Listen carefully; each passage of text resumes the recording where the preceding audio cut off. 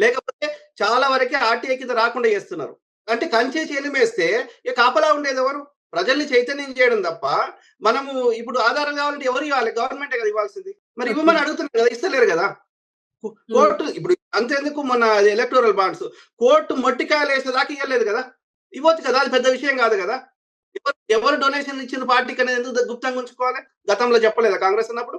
అంటే డేటా లేదు మాకు సాధ్యం కాదని చెప్పిండ్రు. చెప్తే కోర్ట్ ఏమన్నది? అట్లా కాదు 15థ్ లోపల ఇవ్వాలని వాళ్ళ కరెక్ట్ ఆదేశం ఇస్తే ఇచ్చిండ్రు కదా! అంటే వాళ్ళ దగ్గర డేటా ఉంది. రైతులు 700 మంది రైతులు చనిపోయిండ్రు. లఖీంపూర్‌లో రైతుల మీద ట్రాక్టర్ ఎక్కించిండ్రు. ఆ డేటా అడిగితే నో డేటా అంటున్నాడు. వాళ్ళకి బెనిఫిట్ వాళ్ళకి కాంపెన్సేషన్ ఇవ్వమంటే. ఎందుకు తెలవదు. రాహుల్ గాంధీ అన్నాడు మేము మా దగ్గర డేటా ఉంది ఇస్తాము వాళ్ళకి కాంపెన్సేషన్ ఇవ్వమంటే దే ఆర్ నాట్ రెస్పాండింగ్. ఉల్టా కాంగ్రెస్‌ని తిడుతున్నాడు. They are abusing their power. అంటే ఇప్పుడు ప్రస్తుతం పహల్గామ్‌లో జరిగింది ఉగ్రదాడి అని చెప్పడానికి చాలా రీజన్స్ ఉన్నాయి. అండ్ ప్రూఫ్స్ కూడా ఉన్నాయి. ఇప్పుడు వాళ్ళని పట్టుకునే ప్రయత్నంలో ఇప్పుడు ఏదైతే ఉందో ఈ తోయిబాకి సంబంధించి కమాండర్‌ని చంపేశారు. కానీ ఇంకొక అతను ఉన్నారు. వాళ్ళిద్దరిని చంపే ప్రయత్నంగా మన ఆర్మీ వెళ్తుంది అని చెప్పేసి అంటున్నారు. అండ్ వాళ్ళకు సంబంధించి అంటే పాకిస్తాన్‌కి సంబంధించి మొత్తం 5 చర్యలు తీసుకుంది. అందులో సార్క్ వీసా ఉన్న వాళ్ళు గాని, ఇల్లీగల్‌గా వచ్చిన వాళ్ళు గాని వాళ్ళ దేశానికి వెళ్ళిపోవాలి అంటున్నారు. నీళ్ళని ఆపేస్తున్నామని అంటున్నారు.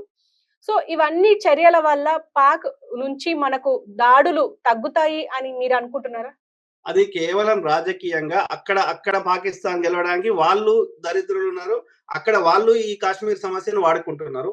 ఇక్కడున్న బీజేపీ కూడా ఈ కాశ్మీర్ సమస్యను వాడుకుంటుంది. వాళ్ళు తెలుసుకోవాల్సింది ఏంటంటే కాశ్మీర్ అనేది వాళ్ళు కొంత భూభాగం ఆక్యుపై చేసిండ్రు. వాళ్ళు ఆజాదీ కాశ్మీర్ అంటారు. మనమేమో పీఓకే అంటాం. పాక్ ఆక్యుపైడ్ కాశ్మీర్ అంటాం. సో అది వాళ్ళ ఆధీనంలో ఉంది. ఈ మిగిలిన మెజారిటీ మన ఆధీనంలో ఉంది. వాళ్ళు మనది తీసుకునే శక్తిలో వాళ్ళు లేరు. వాళ్ళది తీసుకునే స్థాయిలో మనం లేము. వీళ్ళు పీఓకేని చేస్తాము. ఆక్రమిస్తే చైనా అడుక్కుంటాడా? అమెరికా అడుక్కుంటాడా? సో అది అంటే ఇప్పుడు అఖండ భారత్ అంటారు. ఆల్రెడీ ఖండాలు అయిపోయిన 29 దేశాలుగా మారిన భారత్ అఖండం ఎప్పుడూ లేదు. ఒక మౌర్యుల కాలంలో తప్ప ఎప్పుడూ అఖండం లేదు. ఖండాలుగానే ఉంది భారత్. ఇప్పటికి కూడా భారత్ మాత పెట్టి అఖండ భారత్ అంటాడు. ఏడికెళ్ళి తెస్తావు? థాయిలాండ్ తీసుకొస్తారా? కలుపుతారా? లేకపోతే సింగపూర్ కలుపుతారా? ఏది కలుపుతారు? అంటే వీళ్ళు పొద్దుగాలేస్తే మా చెవులలో తామర పూలు పెడతారు. ప్రాక్టికల్ గా ఏదైనా మేక్ సెన్స్ చెప్పాలి కదా! ప్రజల్ని ఎంతసేపు ఏమారుస్తా అంటే ఎంతసేపు తప్పుదారిలో పట్టిస్తా అంటే కరెక్ట్ కాదు కదా! వాట్సాప్ యూనివర్సిటీ ఉంది. మేమేమైనా ఇక చెత్త నింపుతామంటే కరెక్ట్ కాదు కదా! అంటే ఇప్పుడు ఖచ్చితంగా ఇప్పుడు అఖండ భారత్ అనంటే పాకిస్తాన్‌ని కూడా కలుపుకోవాలి. కానీ పాకిస్తాన్‌ని అంటే మనతోని పోల్చుకుంటే పాకిస్తాన్ చాలా వీక్ అని జెప్పేసి చాలా మంది చెప్తుంటారు. అంటే నిజంగానే వీకా? లేపోతే అంటే తుమ్మితే పోయే అంటే దేశమంతా తుమ్మితే పోయే దేశం కోసం మనం ఎందుకింత స్ట్రగుల్ అవుతున్నాం? ఒక దెబ్బ కొడితే అయిపోతది గదా! అని జెప్పేసి కొంతమంది మాట్లాడతారు. దీనికి మీరేమంటారు? ఎట్లా చెప్పండి? మీరు ఒక కామన్ సెన్స్ వాడదాం. ఓకే. ఇప్పుడు ఒక రష్యా అనే దేశం ఉంది. రైట్? రష్యా దేశంకి పక్కకి ఉక్రెయిన్ అనేది ఎంత చిన్న దేశం. మరి వాళ్ళు ఆ పక్కకు వచ్చి నేటో వాళ్ళు అణుబాంబు పెడతామంటే ఇప్పుడు 3 ఏళ్ల నుంచి యుద్ధం అవుతుంది. మరి రష్యా అంత పెద్ద రష్యా దేశం ఒక చిన్న ఉక్రెయిన్ తోటి 3 ఏళ్ల నుంచి ఎందుకు కొట్లాడాల్సి వస్తుంది? ఆక్యుపై చేసేయొచ్చు కదా! వాళ్ళ శక్తి సామర్థ్యాలకు చేయొచ్చు కదా! అంటే ఇక్కడ అంటే వీళ్ళ కామన్ సెన్స్ లేదు, బుద్ధి లేదు. అంటే మినిమం అవగాహన లేదు.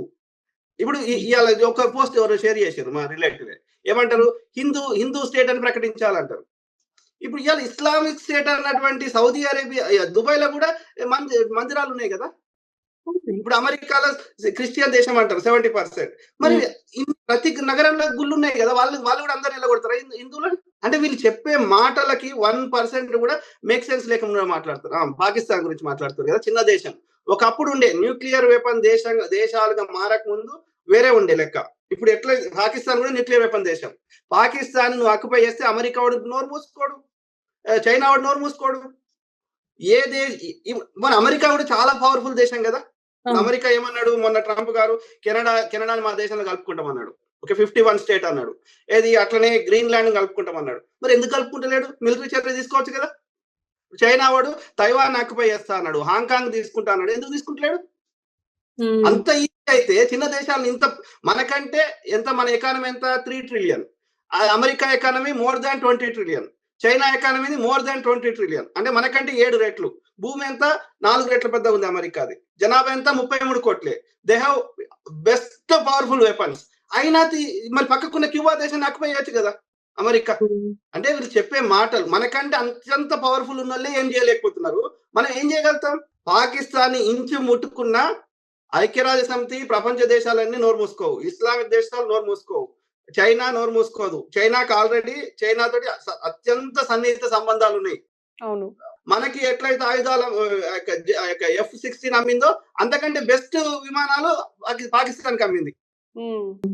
న్యూక్లియర్ వెపన్ ఏమని చూద్దాం, మోడీ గారు ఏమని మనవడే ఒక సర్జికల్ స్ట్రైక్స్ అని పోతే ఒకటి పడిపోతే ఆ నిడిపేయడానికి మా ట్రంప్ ఫోన్ చేసిండు.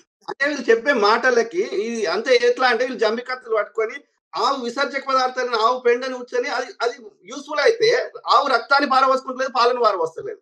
కానీ ఆ ఉచ్చ పెండ అది వేస్ట్ కాబట్టి పారేస్తుంది. దాన్ని పూసుకో రాసుకో అని చెప్పే వాళ్ళకి అంతకంటే ఎక్కువ ఆలోచించే శక్తి లేదు. వాళ్ళ నుంచి అంతకంటే ఎక్కువ నేను ఆశించను కూడా.